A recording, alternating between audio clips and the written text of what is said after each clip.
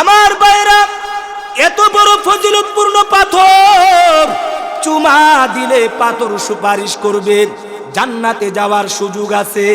এরপরও শরীয়তের বিধান হলো আপনি যদি পাথরটাকে সরাসরি চুমা দিতে পারেন ভালো কথা, যদি ভিড়াভিড়ির কারণে গ্যাদারিংয়ের কারণে চুমু দিতে না পারেন, শরীয়তের বিধান হলো দূর থেকে হাত দিয়ে ছুঁয়ে ফেলবেন বা একটু স্পর্শ করবেন, হুকুম আদায় হয়ে যাবে। তাও যদি না পারো, বহু দূর থেকে পাথরের দিকে হাত উত্তোলন করে ইশারা দিবে। শরীয়তের বিধান হলো ইশারাটা দিলেই তোমার চুমু দেওয়ার হুকুম আদায় হয়ে যাবে। কন্যা সুবহানাল্লাহ। আমি বুঝাইতে চাইলাম মানুষের কষ্টের ব্যাপারটা কতটুকু গুরুত্ব। আল্লাহু আকবার। শরীয়তের বিধান ছিল সরাসরি চুমু দেওয়া। ইসলাম বলে চুমু দিতে গেলে যদি অপর ভাইয়ের কষ্ট হয়ে যায়, ধাক্কা মারতে হয়, চাপ মারতে হয়, তাকে কুনি মারতে হয়, ইসলাম বলে চুমা দেওয়ার দরকার নাই, দূর থেকে হাত দিয়া স্পর্শ করো। তাও যদি না পারো, তার যদি কষ্ট হয়, অপর ভাইয়ের যদি ক্ষতি হয়, খবরদার কাউকে কষ্ট দেওয়া যাবে না। দূর থেকে তুমি যদি ইশারা করে দাও, তাহলে কেমন যেন তুমি চুমা দিয়েছ বলে আল্লাহর আদালতে গণ্য হয়ে যাবে। কন্যা সুবহানাল্লাহ। আমি বুঝাইতে চাইলাম আপনাদেরকে মানুষের কষ্ট দেওয়ার ব্যাপারটার গুরুত্ব আছে না নাই? আমার ভাইয়েরা, শুধু তাই না, হাদিস শরীফে আল্লাহর নবী থেকে হাদিস বর্ণিত আছে, ওয়াল্লাযী নাফসি বিয়াদিহি লা তাদখুলুল জান্নাতা হাত্তা তাহাব্বু হাত্তা তুমিনু ওয়ালা তুমিনু হাত্তা তাহাব্বু। নবীজি বলেছেন, ওই সত্তার কসম যার হাতে একদিন আমার মরণ, এই পৃথিবীতে আমি থাকতে পারবো না। আমার মনে চাক আর না চাক, ইচ্ছাই হোক বা অনিচ্ছাই হোক, আমাকে একদিন মৃত্যুবরণ করতে হবে। দুনিয়ার মায়া ত্যাগ করে পরকালে পাড়ি দিতে হবে, রওজা শরীফে আমাকে শুইতে হবে। অতএব আমি বললাম, লা তাদখুলুল জান্নাতা হাত্তা তুমিনু, তোমরা ততক্ষণ জান্নাতে যাবে না যতক্ষণ না তোমরা ঈমানদার হবে। ওয়ালা তুমিনু, তোমরা ততক্ষণ ঈমানদার হবে না হাত্তা তাহাব্বু, যতক্ষণ না তোমরা পরস্পরে একে অপরকে ভালোবাসবে, একে অপরকে মোহাব্বত করবে। এবার নবীজি বলেছেন, আওয়ালা আদুল্লুকুম আলা শাইইন ইদা আনতুম ফাআলতুমু, আমি নবী কি তোমাদেরকে জানিয়ে দেব একটা বিষয়, যেই বিষয়টা তোমরা যদি করো, তাহাবাবতুম, তোমরা একে অপরে পরস্পরে মোহাব্বত হয়ে যাবে। এবার নবীজি বলেছেন, আফশুস সালামা বাইনাকুম, তোমরা পরস্পরে ব্যাপকভাবে তোমরা সালামের প্রচলন ঘটাও। সালামের মাধ্যমে তোমাদের পরস্পরে মোহাব্বত আল্লাহ সৃষ্টি করে দিবে। কন্যা সুবহানাল্লাহ। আল্লাহ পাক গফুর, গফফার, রহিম। ইচ্ছে করলে আল্লাহ পাক তার হক মাফ করে দিতেও পারে। কারণ আল্লাহর ব্যাপারে কোরআনে বর্ণিত হয়েছে, লা ইউসআলু আম্মা ইয়াফআলু ওয়া হুম ইউসআলুন। আল্লাহ যদি কোনো একটা বিষয় করে কারো কাছে জিজ্ঞাসিত হবে না, কিন্তু বান্দায়ে করলে তার প্রতিটা কর্মের কারণে আল্লাহর কাছে জবাব দিতে হবে। কথা ঠিক না বেঠিক? আল্লাহ যেহেতু গফুর রহিম, আল্লাহ ইচ্ছে করলে আমাদেরকে মাফ করে দিতেও পারে। এই জন্য কারো কাছে জবাবদিহিতা করা লাগবে না। কিন্তু আমার ভাইয়েরা, বান্দার হক এতই গুরুত্ব, যদি বান্দায়ে মাফ না করে তাহলে আল্লাহও আপনাকে মাফ করবে না। কথা ঠিক না বেঠিক? এজন্য আজকাল আমাদের সমাজের মধ্যে অনেক মানুষ বান্দার হক কি জিনিস সেটা বুঝে না। এমনে ধার্মিক ব্যক্তি পর্যায়ে নামাজ, কালাম, জিকির, আজকার, তসবিহ, তাহলিল, সুন্নতি, পোশাক, পাগড়ি, জুব্বা সব ঠিক আছে, কিন্তু আমার ভাইয়েরা বান্দার হক তার চরিত্র ভালো না, মানুষের সম্পদ আত্মসাৎ করে, মানুষের হক মেরে দেয়, মানুষের বিরুদ্ধে গীবত, শেকায়েত, তুহমত, অপবাদ, অপমান দেয়, বিভিন্নভাবে মানুষকে কষ্ট দেয়। মনে রাখবেন, জেনে রাখবেন, আল্লাহর হক আল্লাহ ইচ্ছে করলে মাফ করে দিতেও পারে, কিন্তু বান্দার হক যতক্ষণ বান্দায়ে মাফ না করবে ততক্ষণ আল্লাহ পাকও মাফ করবে না। এজন্য কোনো একজন কবি বলেন, কষ্ট যদি কাউকে তুমি কবু দিয়ে থাকো, এই তো সময় বদলা দিতে আস্থা হলে ডাকো। কষ্ট যদি কাউকে তুমি কবু দিয়ে থাকো, এই তো সময় বদলা দিতে আস্থা হলে ডাকো। শেষ বিচারের জন্য তাহা নাহি ফেলে রেখো, এমন হলে সাজা পাবে পরকালে দেখো, এমন হলে সাজা পাবে পরকালে দেখো। কথা ঠিক না বেঠিক? দুনিয়ার জগতে কোনো একজন ব্যক্তি যদি অপর ব্যক্তিকে মাফ করে দেয়, যিনি মাফ করবেন তার লাভ আছে। দুনিয়াতে কেউ অপর ব্যক্তিকে মাফ করে দিলে আল্লাহ পাক পরকালে ওই মাফকারী ব্যক্তিকে আল্লাহও মাফ করে দিবেন। কন্যা সুবহানাল্লাহ। কিন্তু আমার ভাইয়েরা, পরকালের মধ্যে মাসলা উল্টায়া যাবে। দুনিয়ার জগতে যিনি আপনাকে মাফ করে দিবেন তার লাভ হবে। তিনি যদি মাফ করে দেন, পরকালে আল্লাহও তাকে মাফ করে দিবেন। কিন্তু পরকালে কোনো একজন ব্যক্তি আপনাকে মাফ করবে না, কারণ প্রত্যেকটা আদম সন্তানের এই কথা জানা আছে, আমি যদি এই মুহূর্তে তাকে মাফ না করি তাহলে আমার লাভ আছে, কারণ আমার জান্নাতে যাওয়ার রাস্তা সহজ হয়ে যাবে। এজন্য সুফিয়ান সাউরি, বিখ্যাত তাবিঈ সুফিয়ান সাউরি রাহমাতুল্লাহি আলাইহি বলেন, ওরে দুনিয়ার মানুষ, তোমার যদি মনে চায় আল্লাহ পাকের 70টা হক তুমি নষ্ট করে দিও, এই কথার অর্থ এইটা না আল্লাহর হক আপনি নষ্ট করবেন, আপনাকে উদ্বুদ্ধ করেছে। তিনি বুঝাইতে চাইলেন, তোমার যদি এতই মনে চাই, গুনাহ করতে মনে চাই, তাহলে তুমি প্রয়োজন বুঝে আল্লাহর 70টি হক তুমি নষ্ট করে দিও। আল্লাহ পাক গাফুর রহিম, তিনি ইচ্ছে করলে তোমাকে মাফ করে দিতেও পারে, আশা করা যায় মাফ করবে। কিন্তু কোন মানুষের হক তুমি নষ্ট করিও না, কারণ হলো দুনিয়ার জগতে তিনি তোমাকে মাফ করলে তার লাভ ছিল, পরকালের জগতে তিনি কোনোদিন তোমাকে মাফ করবে না। কারণ হাদিস শরীফের মধ্যে আছে, সাহাবায়ে কেরাম, নবীজি প্রশ্ন করলেন সাহাবীদেরকে, বলো তোমরা এই পৃথিবীর মধ্যে সবচাইতে গরিবকে, ফকিরকে, মিসকিনকে? সাহাবায়ে কেরাম বললেন, ওগো নবী, যার ঘর নাই, বাড়ি নাই, টাকা নাই, তিনি তো সবচাইতে গরিব। এবার নবীজি বলেছেন, তোমরা ভুল বলেছো, না, সে গরিব না। সাহাবায়ে কেরাম বললেন, আল্লাহু আ'লামু ওয়া রাসূলুহু, আল্লাহ এবং তার রাসূলই ভালো জানেন। এবার নবীজি বলেছেন, সবচাইতে বড় গরিব, নিঃস্ব, অসহায় হলো ওই ব্যক্তি, যেই ব্যক্তি দুনিয়ার জগতে নামাজ, কালাম, ইবাদত, বন্দিগি, জিকির, আজকার, তাসবিহ, তাহলিল পাঠ করেছে, কিন্তু তার চরিত্র নষ্ট, তার মাধ্যমে অপর ব্যক্তি কষ্ট পেয়েছে, কোনো না কোনো ভাবে মানুষের কষ্টের কারণ হয়ে সে দাঁড়িয়েছিল। ওই ব্যক্তি হাসরের ময়দানে সবচাইতে বড় গরিব হয়ে যাবে। আমার ভাইয়েরা, ঠান্ডা মাথায় কথাগুলো বুঝবেন।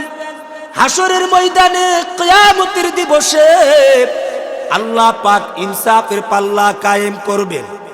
এবার ওই লোকটা দুনিয়ার জগতে ইবাদত বন্দিগি করার কারণে জান্নাতের দিকে যখন সে যেতে চাবে, প্রতিমধ্যে পাওনাদার ব্যক্তি তার পাওনা তলব করে বসবেন।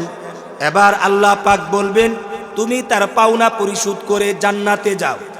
এবার হাসরের ময়দানে কিভাবে আপনি এই ঋণ পাওনা পরিশোধ করবেন?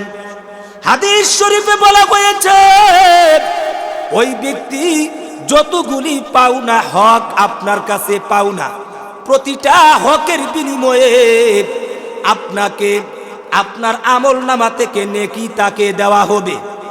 এবার নেকিগুলো দেওয়ার পরে এরপরও পাওনাদারের পাওনা আপনার কাছে বকিয়া থাকবে। এবার কিভাবে ঋণ পরিশোধ করবেন? ওই পাওনাদারের গুনাহগুলি, প্রতিটা হকের বিনিময়ে গুনাহগুলি আপনার আমল নামাতে নিয়ে আসা হবে। চিন্তা করার বিষয় হলো আমার ভাইরা, বুঝার বিষয় হলো আপনি যখন দুনিয়া থেকে চলে গেলেন, দুনিয়া থেকে যাওয়ার সময়ে কিছু নেকি কিছু গুনাহ করেছেন।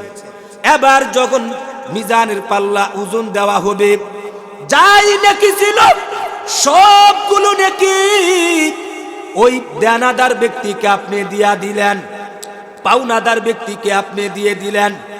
এবার নেকিগুলো দেওয়ার পরে আপনার আমল নামা খালি হয়ে গেল।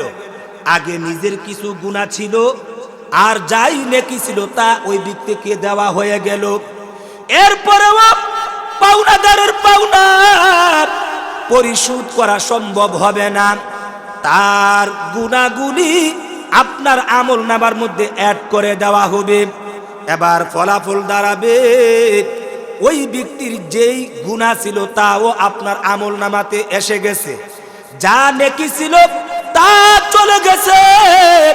তখন দেখা যাবে শুধুমাত্র আপনার আমল নামার মধ্যে শুধু গুনাহ আর গুনাহ, আর ওই ব্যক্তির আমল নামার মধ্যে শুধু নেকি আর নেকি। যাই গুনাহ ছিল তা আপনার চলে গেছে, তারও কিছু নেকি ছিল, আপনার নেকিগুলো অ্যাড হয়ে শুধু তার নেকির পাল্লাটা বেড়ে গেল। অপর দিক দিয়ে আপনার আমল নামা শুধু গুনাহ আর গুনার কারণে আপনাকে জাহান্নামে যেতে হবে। এই জন্য নবীজি বলেছেন ওই ব্যক্তি হলো সবচাইতে বড় গরিব, নিঃস্ব, অসহায়। দুনিয়ার জগতে নেক আমল করার পরেও অপর ব্যক্তিকে দেওয়া লাগে, এমন ব্যক্তি হলো সবচাইতে বড় গরিব। কন্যা আল্লাহু আকবার। এই জন্য আমার ভাইয়েরা, দুনিয়ার জগতে যিনি মাফ করে দিবেন তার লাভ আছে, পরকালে আল্লাহ ও তাকে মাফ করার কারণে মাফ করে দিবেন। কিন্তু পরকালের মধ্যে কোনো ব্যক্তি আপনাকে মাফ করবে না, কারণ তার এলেমে এই কথা আছে, আমি যদি আমার ঋণ দাবি করি, আমার হক আদায় করার দাবি করি, তাহলে তার নেকিগুলো আমার আমল নামাতে আসার সম্ভাবনা আছে, আমার গুনাহগুলি তার আমল নামাতে চলে যাবে, অবশেষে আমি আল্লাহর তৈরি জান্নাতের মধ্যে ঢুকে যাব। কন্যা সুবহানাল্লাহ। এই জন্য পরকালে কেউ কাউকে মাফ দিবে না, এটাই চূড়ান্ত কথা, মাফ দিবে না। এই জন্য দুনিয়াতে থাকতেই আমাকে পাওনাদারের পাওনা পরিশোধ করতে হবে। এই জন্য আমার ভাইয়েরা, বান্দার হকের গুরুত্ব কতটুকু শরীয়তের বিধান আল্লাহ পাক কাটছাঁট করে দিয়েছেন বান্দার বিধান হকের দিকে লক্ষ্য করে। যেমন আপনারা সকলেই জানেন জমাতে নামাজ পড়ার ব্যাপারে শরীয়তের ফয়সালা। হাদিস শরীফের মধ্যে আছে সলাতুল জামাআতি তাফজুলু সলাতাল ফাজরি বি27 দারাজাতান। খুব খেয়াল করে শুনবেন কথাগুলি, দরকারি কথাগুলো বলতেছি আমার ভাইয়েরা। নবীজি বলেছেন জমাতের মধ্যে নামাজ পড়া তাফজুলু সলাতাল ফাজরি, একা একা নামাজ পড়া থেকে ফজিলতপূর্ণ বি27 দারাজাতান, 27 গুণ থেকে বেশি পরিমাণ। কন্যা সুবহানাল্লাহ। তাহলে বোঝা গেল একা একা নামাজ পড়া থেকে জমাতে নামাজ পড়ার 27 গুণ মর্যাদা বেশি। এজন্য ফুকায়ে কেরাম বলেছেন কোন মাযহাবের ফতোয়া হলো জমাতের সাথে নামাজ পড়া এটা ফরজ, জমাত বাদে নামাজ পড়লে নামাজ হবেই না। কিন্তু আমাদের হানাফি মাযহাব মতে জামাতে নামাজ পড়া সুন্নতে মুআক্কাদা, কেউ কেউ বলে ওয়াজিব। আমার ভাইয়েরা, জামাতে নামাজ পড়তেই হবে, গুরুত্ব আছে।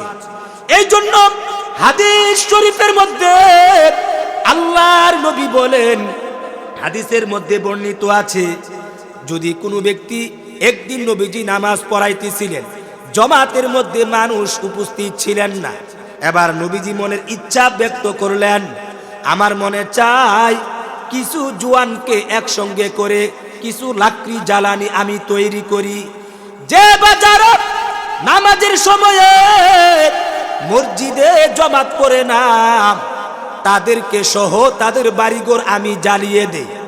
কিন্তু আমি জ্বালাই না কেন? একটা কারণ, সেটা হলো বাড়ির মধ্যে নারীগণ বসবাস করে, ছোট ছোট অবুঝ বাচ্চারা বসবাস করে, নারীদের উপরে, শিশু বাচ্চাদের উপরে জামাতে নামাজ পড়া এটা কোনো বিধান নাই, এটা কোনো বাধ্যতামূলক কোনো বিধান না। এই জন্য নবীজি বলেছেন, যেহেতু এই লোকগুলাকে পুড়ে ফেললে, বাড়িটাকে জ্বালিয়ে দিলে নারীদের বসবাস করা কষ্ট হবে, বাচ্চাদের বসবাস করা কষ্ট হবে, লোকগুলিকে আগুনে পুড়াইয়া দিলে তাদের লালন পালন, ভরণ পোষণ, নারী এবং শিশুদের ভরণ পোষণের দায়িত্ব পুরুষদের উপরে। কে পালবে, কে খাওয়াবে, কোথায় তারা থাকবে? ওই দৃষ্টিভঙ্গিতে আমি ওই লোকগুলোকে, বাড়িঘরকে জ্বালাই না।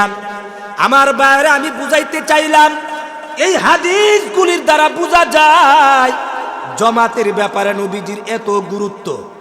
এরপরও শরীয়তের বিধান, বুখারী শরীফের হাদিস, নবীজি বলেছেন, মান আকালা সাউমান আও বাসালা ফালিয়াতাজিল মাসজিদানা।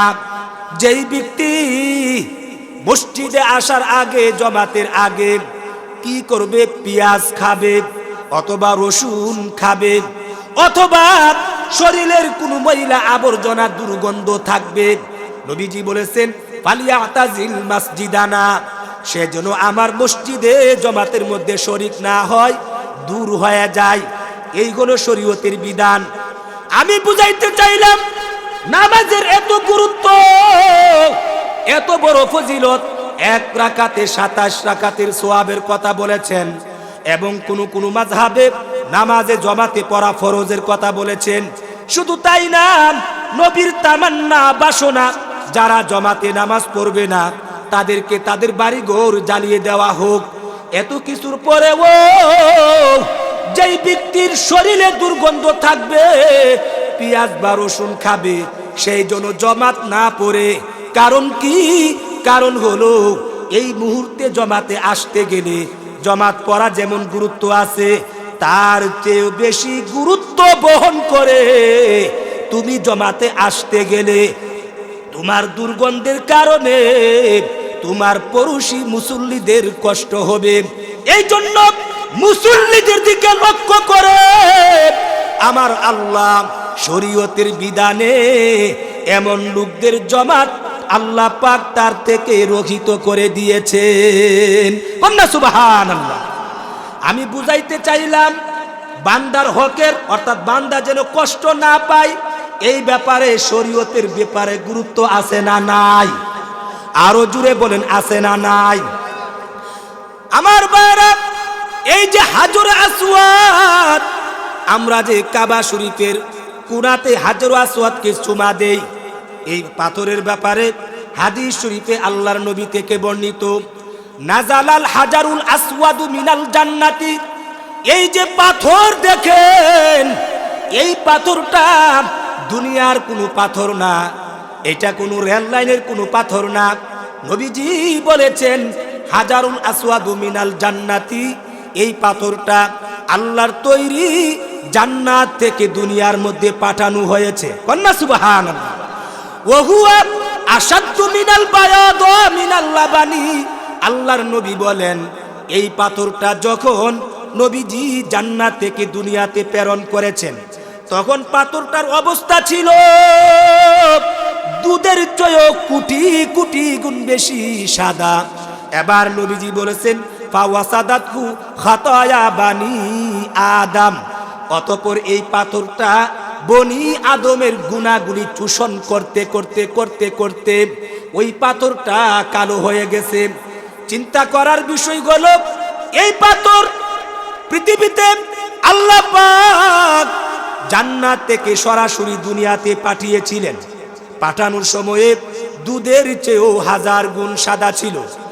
আদম থেকে নিয়ে এই পর্যন্ত কোটি কোটি মানুষ যুগে যুগে এই পাথরকে চুমা দিতেছেন।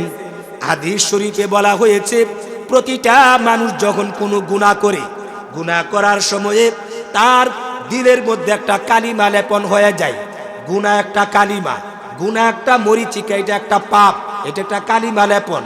প্রতিটা মানুষ গুনাহ করার কারণে তার দিলের মধ্যে দাগ পড়ে যায়। পাপী মানুষ যখন এই পাথরের মধ্যে চুমা দেয়, চুমা দেওয়ার কারণে পাথরটা চূষণ দিয়ে তার গুনাহটাকে নিয়ে যায়। কন্যা সুবহানাল্লাহ। এই জন্য নবীজি বলেছেন, কোটি কোটি মানুষের পাপ চূষণ করতে করতে এই পাথরটা এখন কালো হয়ে গেছে। এই হলো পাথরের পরিচয়। শুধু তাই না, অপর হাদিসে আল্লাহর নবী বলেছেন, ওয়াল্লাহি লা ইয়াবআসান্নাহুল্লাহু ইয়াউমাল কিয়ামাতি, কিয়ামতের দিবসে হাসরের ময়দানে যখন কেউ কারো কোনো খবর নিবে না, পিতা সন্তানের খবর নিবে না, স্ত্রী তার স্বামীর খবর নিবে না, এমন বিভীষিকাময় অবস্থার মধ্যে এই পাথরটা আপনার আমার সামনে দাঁড়িয়ে যাবে। কন্যা সুবহানাল্লাহ। আল্লাহর নবী বলেন, লাহু আইনানে, আল্লাহ পাক এই পাথরটাকে দুইটা চক্ষু দান করবে। ইবসিরু বিহিমা, এই পাথর তার চক্ষু দিয়ে যারা দুনিয়ার জগতে তাকে চুমা দিয়েছে, আল্লাহর নবী বলেন এই পাথর ওই লোকগুলাকে চিনে ফেলবে।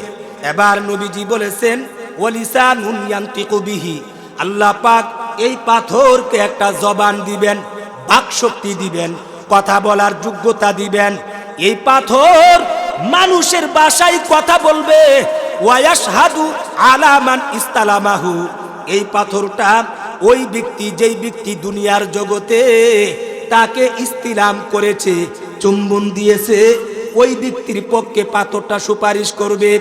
হাসরের ময়দানে এমন বিভীষিকাময় অবস্থায় আল্লাহর কাছে বলবে, আল্লাহ আমি যদি জান্নাতি পাথর হয়ে থাকি, আমি যদি এত বরকতময় পাথর হয়ে থাকি, আল্লাহ গো এই মুসিবতের সময়ে, কিয়ামতের দিবসে কঠিন বিভীষিকাময় অবস্থার মধ্যে আমি চক্ষু দিয়ে আমার লোকগুলোকে চিনে ফেলেছি।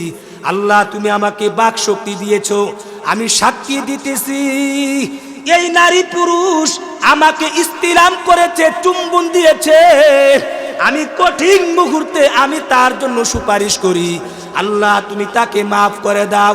হাদিসের শেষাংশে বলা হয়েছে, আল্লাহ পাক এই হাজরে আসওয়াদের সুপারিশকে কবুল করে এই পৃথিবীর মানুষগুলিকে জান্নাতের মধ্যে ঢুকায়া দিবে। আমার ভাইরা, এত বড় ফজিলতপূর্ণ পাথর চুমা দিলে পাথর সুপারিশ করবে, জান্নাতে যাওয়ার সুযোগ আছে।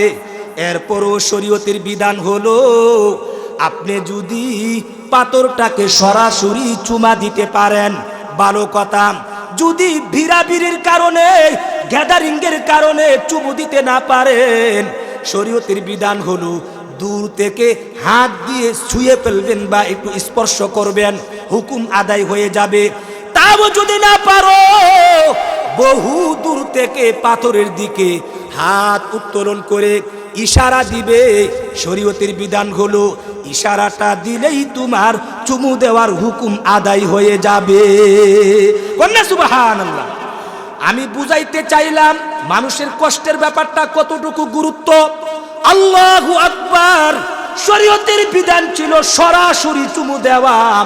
ইসলাম বলে চুমু দিতে গেলে যদি অপর ভাইয়ের কষ্ট হয়ে যায়, ধাক্কা মারতে হয়, চাপ মারতে হয়, তাকে কুনি মারতে হয়, ইসলাম বলে চুমা দেওয়ার দরকার নাই, দূর থেকে হাত দিয়া স্পর্শ করো।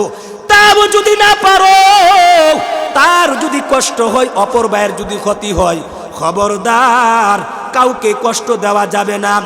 দূর থেকে তুমি যদি ইশারা করে দাও তাহলে কেমন যেন তুমি চুমা দিয়েছ বলে আল্লাহর আদালতে গণ্য হয়ে যাবে। কন্যা সুবহানাল্লাহ। আমি বুঝাইতে চাইলাম আপনাদেরকে, মানুষের কষ্ট দেওয়ার ব্যাপারটার গুরুত্ব আছে না নাই?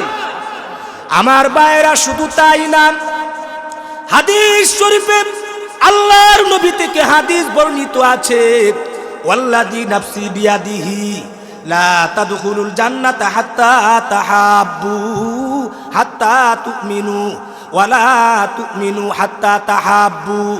নবীজি বলেছেন, ওই সত্তার কসম যার হাতে একদিন আমার মরণ, এই পৃথিবীতে আমি থাকতে পারবো না। আমার মনে চাক আর না চাক, ইচ্ছাই হোক বা অনিচ্ছাই হোক, আমাকে একদিন মৃত্যুবরণ করতে হবে।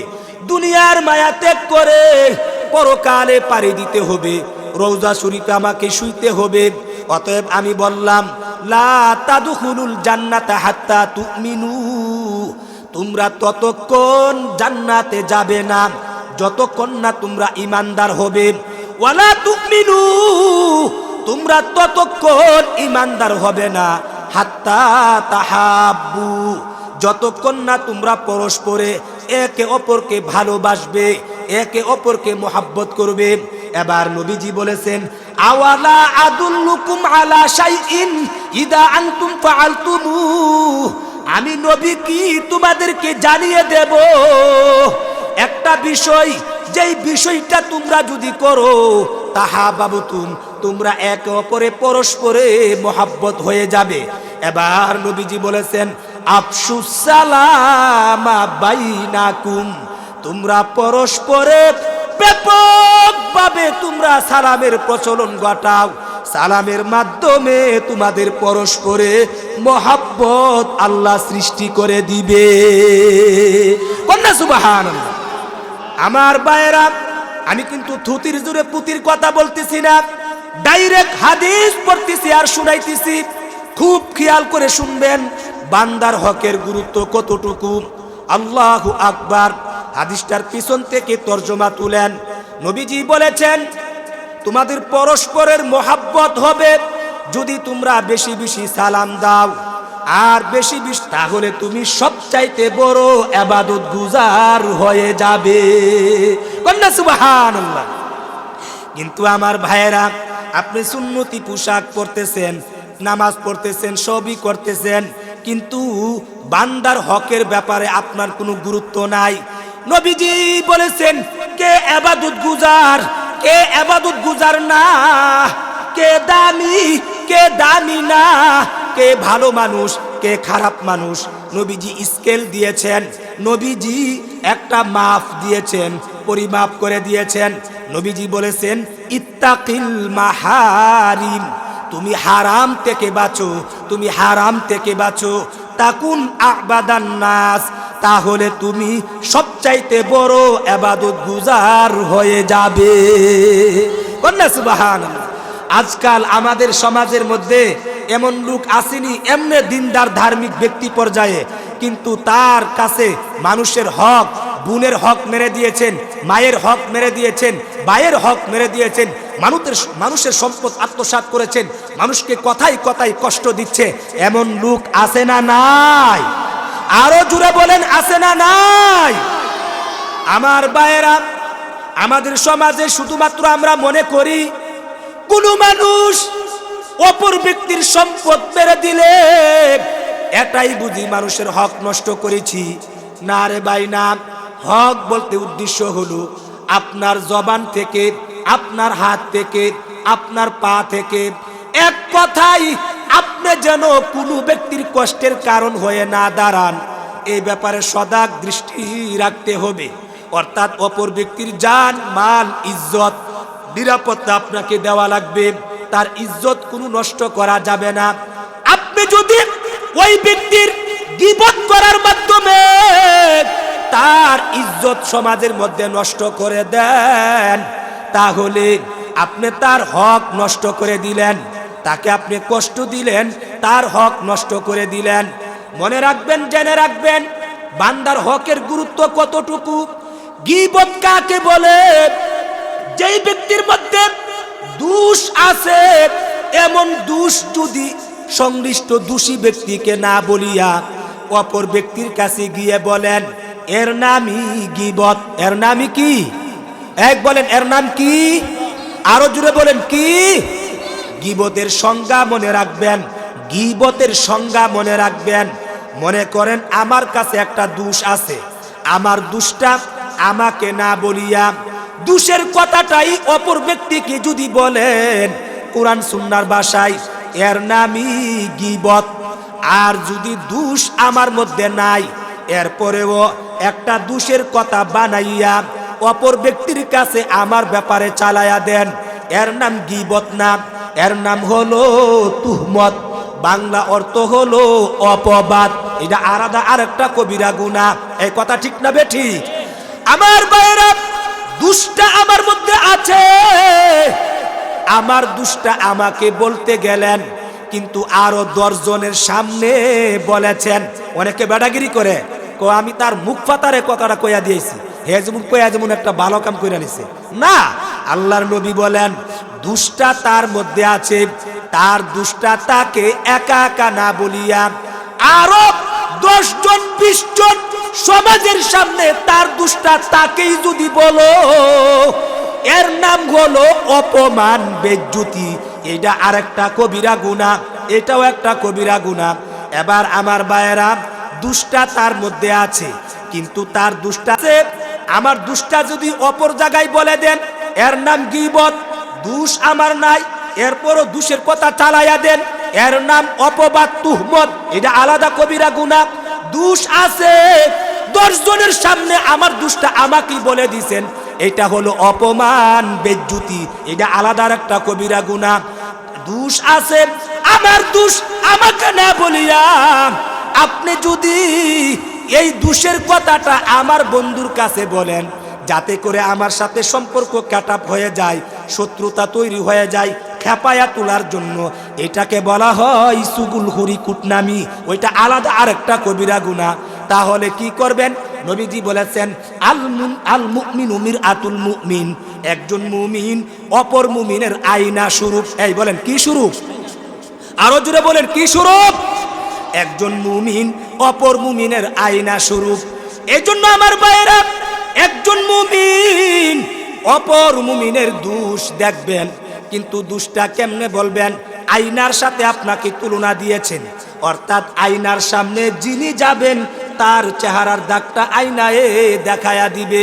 তাহলে বোঝা গেল যিনি দোষ করেছেন তার দোষটা তার কাছে একা একা নীরবে দরদের সাথে বলবেন।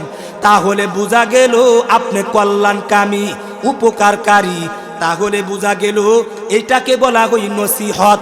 এমন ভাবে নসিহত করলে এর বিনিময়ে আল্লাহ আপনাকে সওয়াব দিবে। আর এই পদ্ধতিতে না বলিয়া কোনো পদ্ধতিতে বললে কোনো না কোনো গুনাহ হবে। আমার ভাইরা, আমি বুঝাইতে চাইলাম, অপবাদ দিলে বান্দার হক নষ্ট হয়, অপমান করলে বান্দার হক নষ্ট হয়, চুগলখুরি করলে বান্দার হক নষ্ট হয়, গীবত করলে বান্দার হক নষ্ট হয়। মনে রাখবেন, জেনে রাখবেন, কিয়ামতের দিবসে ওই ব্যক্তির হকের ব্যাপারে আল্লাহর কাছে বিচারের প্রার্থী হবে। তাহলে আপনার এই নেকিগুলি ওই ব্যক্তিকে কিয়ামতের দিবসে দিতে হবে। কন্যা নাউজুবিল্লাহ। আমার ভাইয়েরা, তাহলে বলতে পারেন, হুজুর তাহলে কি কোনো ব্যক্তির দোষ বলা যাবে না? হ্যাঁ, দোষ বলতে পারবেন। মনে রাখবেন, জেনে রাখবেন, কার দোষ বলবেন? 3 কারণে গীবত করা যায়। দোষী ব্যক্তির দোষটা অপরের কাছে বলা যায়। মনে রাখবেন, কয় কারণে? জুড়ে বলেন, আরো জুড়ে বলেন, কয় কারণে? 3 কারণে।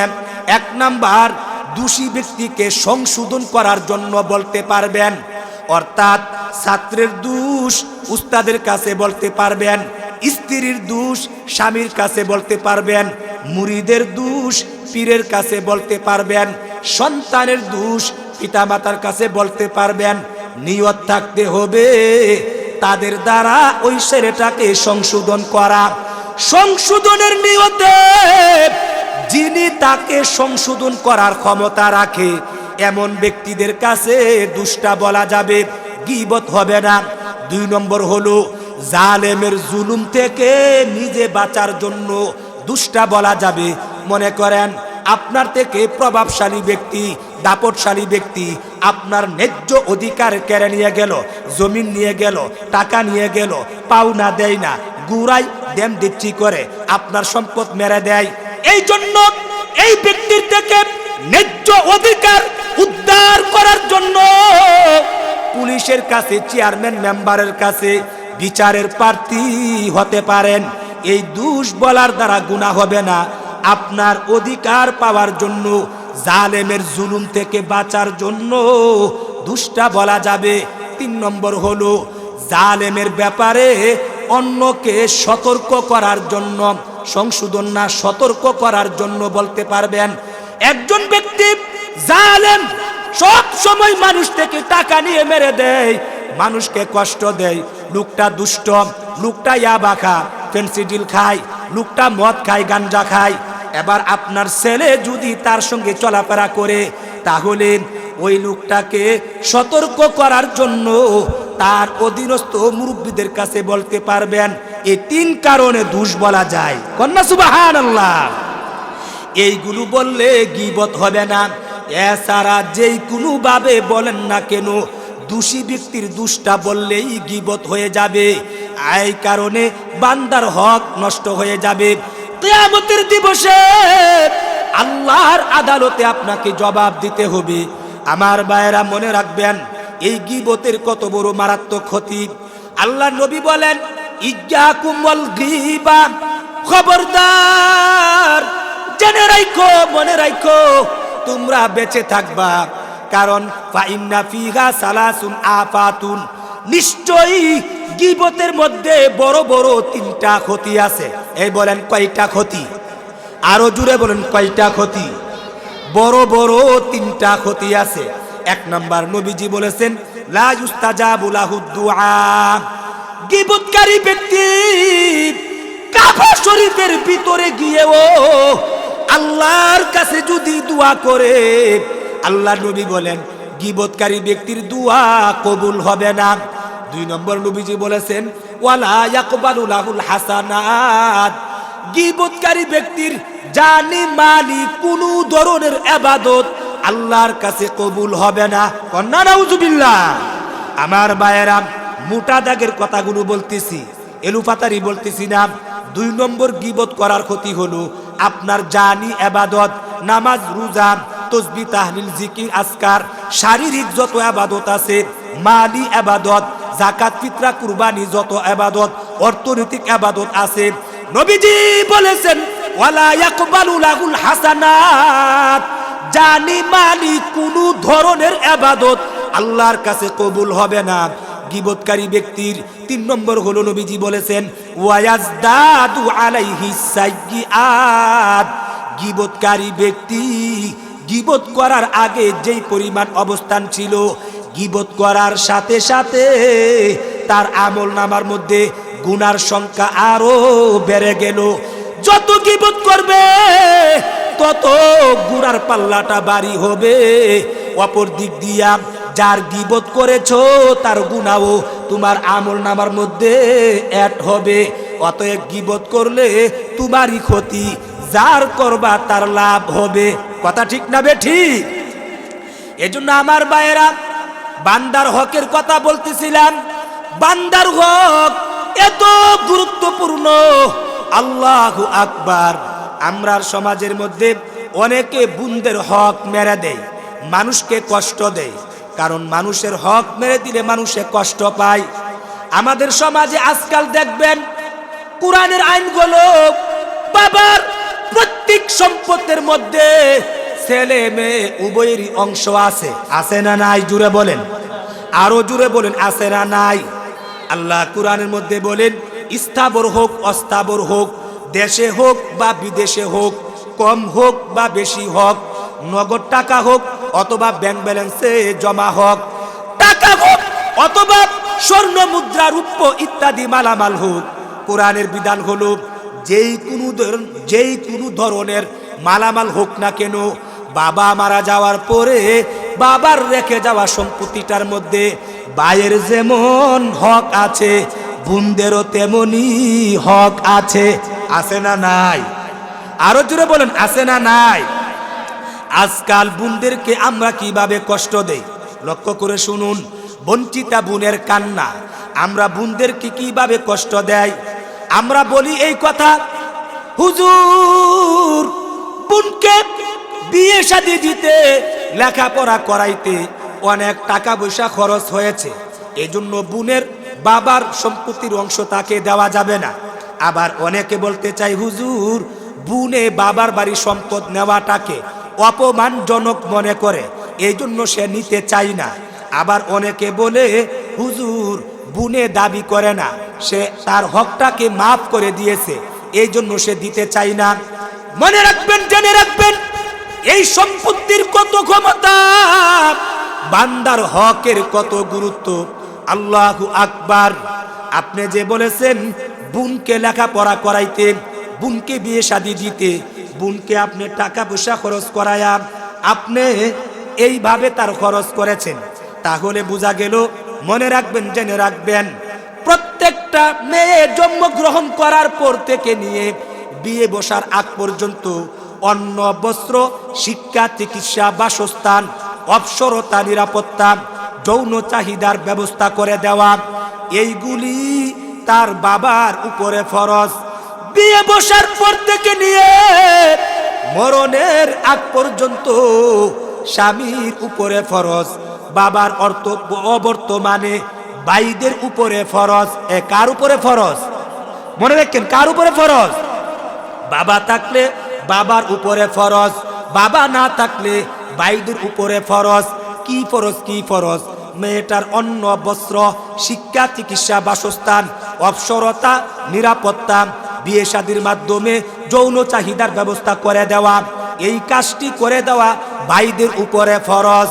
অতএব প্রত্যেকটা নারী, প্রতিটা ভাইদের উপরে ফরজ বিধান হিসাবে, ভাইয়েরা এই মেয়েটার বিবাহ শাদী দেওয়া, খরচপাতি করা, লেখাপড়া, শিক্ষা দীক্ষা দেওয়া আল্লাহর পক্ষ থেকে ভাইদের উপরে ফরজ করে দেওয়া হয়েছে। ও ভাই, তুমি ফরজ গুনাহ থেকে বাঁচার জন্য, তোমার ফরজ দায়িত্ব আদায় করার জন্য তুমি তোমার বোনদেরকে এই দায়িত্ব পালন করাই লাগবে। এই কথা ঠিক না বেঠি? 2 নম্বর কথা হলো, আল্লাহ পাক বুঝায়া দিলেন, ওরে বাদুরের নারী পুরুষ, তুমি যে বাবার সন্তান, মেয়েটাও একই বাবার সন্তান। তুমি যে মার গর্ভ দিয়ে দুনিয়াতে এসেছো, এই মেয়েটাও একই বাবার মার গর্ভ থেকে দুনিয়াতে এসেছে। তুমি যেই পরিবারে, যেই সমাজে আলু বাতাস খেয়ে তুমি বড় হয়েছো, মেয়েটাও এই ঘরেই প্রতিপালিত হয়েছে। কিন্তু কোরআনের বিধান, বাবার রেখে যাওয়া সম্পত্তির মধ্যে মেয়ের ডাবল ভাইয়েরা পাবে। অর্থাৎ বাবার যদি 3 টাকা সম্পত্তি থাকে, একজন ভাই একজন বোন যদি থাকে, কোরআনের আইন হলো বোনে পাবে 1 টাকা আর ভাইয়ে পাইবে 2 টাকা। এ কথা বুঝেন না? না বুঝেন? অর্থাৎ মেয়ের ডাবল অংশ বোনেরা পাবে। আল্লাহ বুঝিয়ে দিলেন, ও দুনিয়ার নারী পুরুষ, তুমি যে বলেছ বোনের লেখাপড়া, বিয়ে শাদীতে টাকা খরচ করেছো, মনে রাখবে, জেনে রাখবে, একই ফ্যামিলির সন্তান, একই মা বাবার সন্তান, আমি আল্লাহ তোমাকে ডাবল দিয়েছি, বোনটাকে তোমার অর্ধেক দিয়েছি। জানুনি কারণ কি? কারণ হলো তোমার বাড়িতে বোন যেন বিয়ে দেওয়ার পরেও আসতে পারে, বেড়াইতে পারে, খাইতে পারে, বাবার প্রত্যেক সম্পত্তিতে আসতে পারে, তুমি যেন বিয়ের সময়ে খরচ করতে পারো, তুমি যেন তার লেখাপড়াতে ব্যয় করতে পারো। এই জন্য আমি তোমার বাবার সম্পত্তির মধ্যে বন্টনের সময় আমি আল্লাহ তোমাকে ডাবল অংশ দিয়েছি। কন্যা সুবহানাল্লাহ। তাহলে বোঝা গেল, এই কথা বলে আল্লাহর কাছে পার পাওয়া যাবে না। বোনের বিয়ে দিছি, বোনে বাড়ি, আমরা বাড়িতে আয়সা বেড়াই, খাই, বছর বছর থাকে, 10 দিন 5 দিন, তো প্রত্যেক সম্পত্তি দিলে আইব কই খাইব কই? ভুল কথা। তুমি তো তাকে দিতেই হবে, কারণ আল্লাহ তোমাকে সম্পদ বাড়াই দিছে এই কারণে যাতে সারা জীবন তোমার ঘরে আসতে পারে, বসতে পারে, খাইতে পারে। তুমি যেন কোনোদিন এই কথা বলতে না পারো যে তুমি খাওয়ায়া দয়া করতেছ না, বরং তার পাওনাটা সে খাওয়ার জন্য আসছে। বলেন সুবহানাল্লাহ। আমার ভাইয়েরা, অনেকে বোনদেরকে বঞ্চিত করে যে আমার বোনের স্বামী ধনী, আমার বোন বড় লোক, আমার বোন বাবার বাড়ি সম্পত্তি নেওয়াকে অপমানজনক মনে করে। মনে রাখবেন, জেনে রাখবেন, এই দুহাই দিয়ে বোনদেরকে বঞ্চিত করা যাবে না।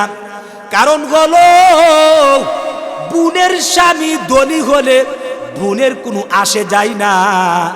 কারণ হলো শরীয়তের বিধান হলো যার সম্পদ তার উপরই মালি ইবাদত ফরজ হয়।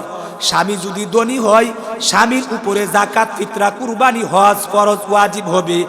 স্ত্রী যদি ধনী হয়, স্ত্রীর সম্পত্তির উপরে ভিত্তি করে স্ত্রী যাকাত দিবে, হজ করবে, কুরবানি করবে, ফিতরা আদায় করবে। এই জন্য মনে রাখবেন, জেনে রাখবেন, আপনি যে আপনার বোনের সম্পত্তি দেন না, না দেওয়ার কারণে সম্পত্তির মালিকানা সে লাভ করলো না, আর লাভ না করার কারণে এই বোনটা মালিকানা পাইল না। ও দুনিয়ার মানুষ, তুমি তো পুরুষ, হাটে মাঠে পথে ঘাটে কাজ করবে, আল্লাহ তৌফিক দিলে ধনী হবে, মালি ইবাদত গুলি করবে, মালি ইবাদত করিয়া জান্নাতের নাজ নিয়ামত তুমি পাইবে। তাহলে মায়ের জাতিগুলো কিভাবে কুরবানি দিবে, কিভাবে হজ করবে, যাকাত দিবে, ফিতরা দিবে? সে তো হাটে মাঠে কাজ করবে না, কেমনে করবে? এই জন্য আমি আল্লাহ বিধান দিয়েছি, তার প্রত্যেক সম্পত্তি তোমরা তাদেরকে বুঝায়া দিবা, সে মালিকানা সত্ত্ব লাভ করবে। এর উপরে ভিত্তি করে সম্পদের মালিক হইলে সে মালি ইবাদত গুলি করবে। কন্যা সুবহানাল্লাহ। আমার ভাইয়েরা, আরো চিন্তা করার বিষয়গুলো, পাওনা দেওনার ব্যাপারে ধনী গরিবের কোনো মাসআলা নাই। মনে রাখবেন, বাবার প্রত্যেক সম্পত্তি বোনেরা হলো পাওনাদার, আর আমরা ভাইয়েরা হলাম দেনাদার। মনে রাখবেন, জেনে রাখবেন, বোন যদি কোটি কোটি টাকার মালিক হয়, পাওনা দেওনার ব্যাপারে ধনী গরিবের মাসআলা চলে না।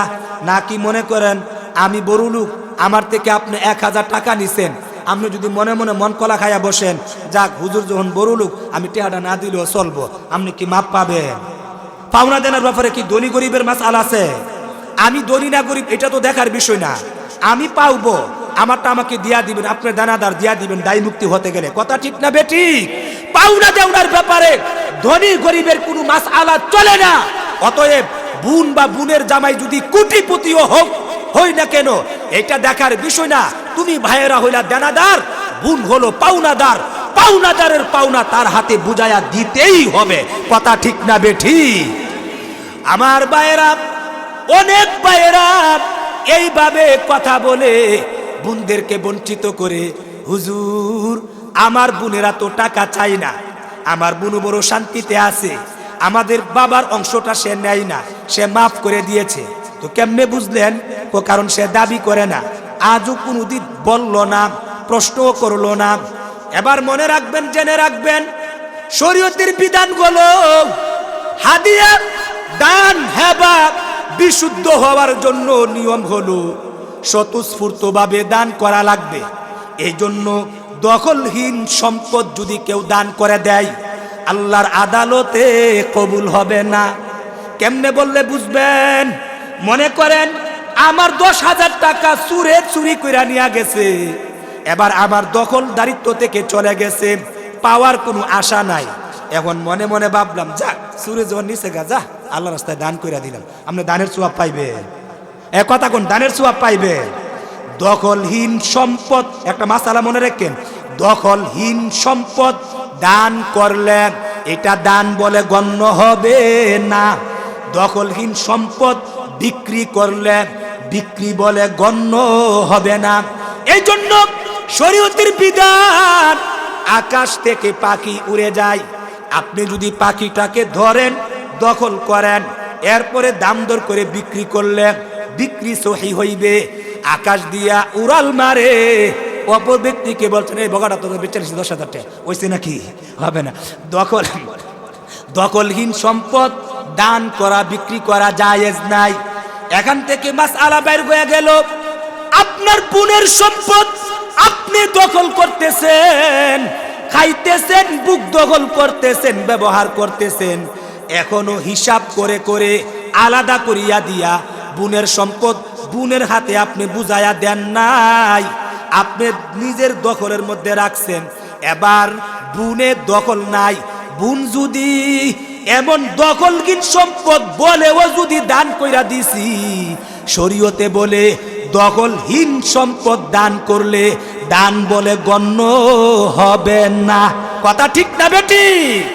এই জন্য হাকিমুল উম্মত আশরাফ আলী থানভী রহমাতুল্লাহি আলাইহি বলেন, ওরে দুনিয়ার মানুষ, ও বাদুরের ভাইয়েরা, তোমরা যদি পরকালে এই বান্দার হক থেকে বাঁচতে চাও, পাওনাদারের পাওনা থেকে মুক্তি পেতে চাও, শরীয়তের বিধান হলো আগে তুমি হিসাব করবে, সম্পদরা আলাদা করবে, বোনের সম্পদ বোনদের হাতে তুলে দিবে, বোনে গ্রহণ করবে, বোনে বুঝে পাওয়ার পরে, বোনে জেনে বুঝে ইচ্ছাকৃতভাবে দখল করার পরে, এরপরে বোনে যদি তোমাকে স্বতঃস্ফূর্তভাবে দান করে, তখন গিয়া দান বলে গণ্য হবে। কন্যা সুবহানাল্লাহ। আমি বুঝাইতে চাইলাম, এইভাবে বোনদেরকে বঞ্চিত যে করে, যত ধরনের বাহানা দেখ না কেন, পরকালে নাজাত পাওয়া যাবে? যাবে না। আমার ভাইয়েরা, বঞ্চিতা স্ত্রীর কান্না শুনেন।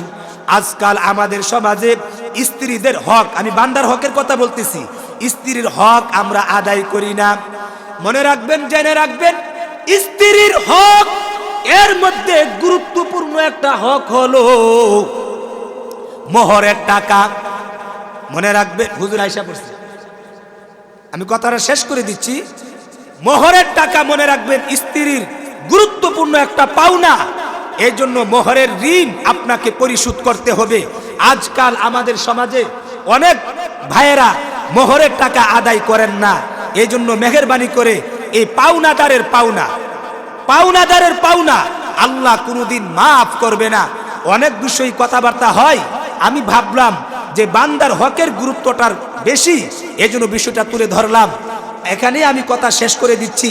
বাকি জিন্দেগি আল্লাহ পাক আমাদেরকে পাওনাদারের পাওনা, বান্দার সর্বপ্রকারের হক আদায় করার তৌফিক দান করুক। সকলেই বলি আমিন। কেউ নড়াচড়া করবেন না। আপনারা হযরতকে চিনেন কিনা জানি না, আমাদের এলাকারই কৃতি সন্তান, নয়নপুরের বাসিন্দা হযরতুল আল্লাম সারা বাংলাদেশে অত্যন্ত দাপটের সাথে আমাদের ব্রাহ্মণবাড়িয়ার গৌরব বয়ে আনতেছেন। সারা বাংলাদেশে প্রতিদিন কয়েকটা প্রোগ্রাম করে।